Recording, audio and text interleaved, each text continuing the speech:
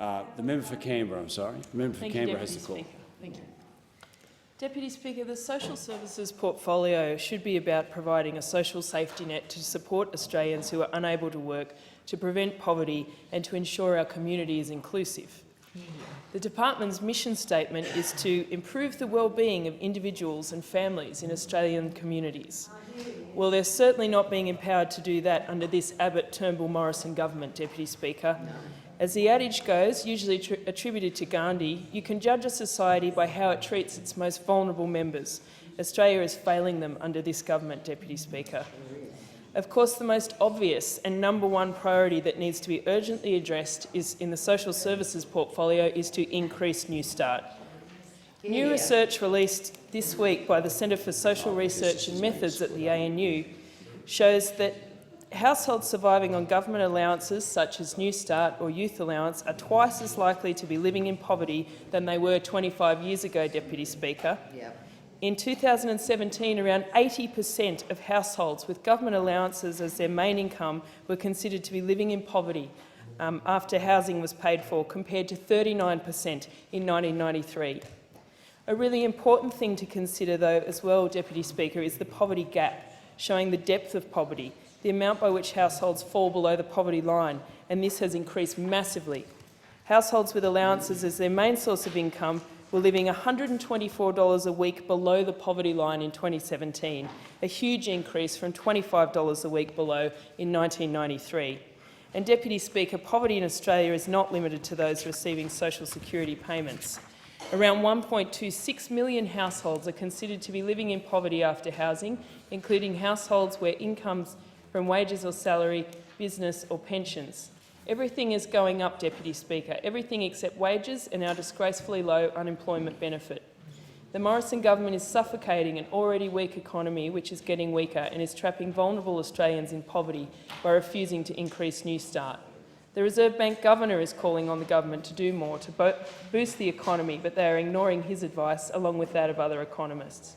The government has no plan to address poverty and won't even accept that New Start is too low.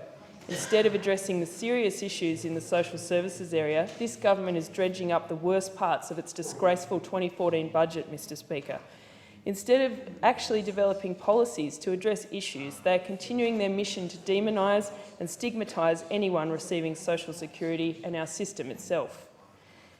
These sittings we have seen the government reintroduce their disgraceful policy to drug test social security recipients. There is no issue here to actually address. It is just part of an ideological crusade, Deputy Speaker. Well, Labor is proud to oppose this abomination as we did in the last parliament. Just as the experts do, Mr Speaker, doctors who treat people battling addiction, they know you need to be ready to seek help. This just puts pressure on services that are already desperately stretched. If the government is so concerned about people battling addiction, why don't they invest in rehab and treatment services? There is no evidence that there is an issue with drugs among social security recipients. I'm not sure how the government even thinks they can afford drugs. The reality is it's desperately hard to survive on New Start allowance, let alone find a job. The Prime Minister says everyone who has a go gets a go.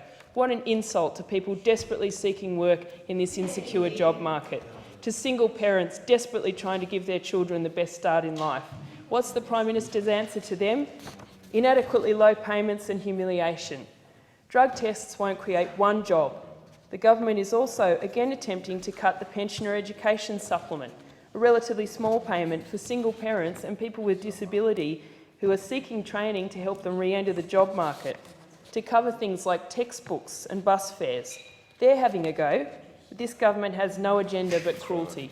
No agenda except to attack people receiving social security, a system that is so important to ensure we have an inclusive society, to support people who are unable to work, who are doing things like caring for people, caring for children, or victims of a job market that is not creating stable work. People who have jobs but don't have enough to live on because they can't find stable employment, Deputy Speaker. It's an absolute disgrace that the government has no plan for these people, and Labor will stand up for the most vulnerable in our community, as we have in the last parliament, and we will oppose these bills that, again, are just an attack on the most vulnerable in our community.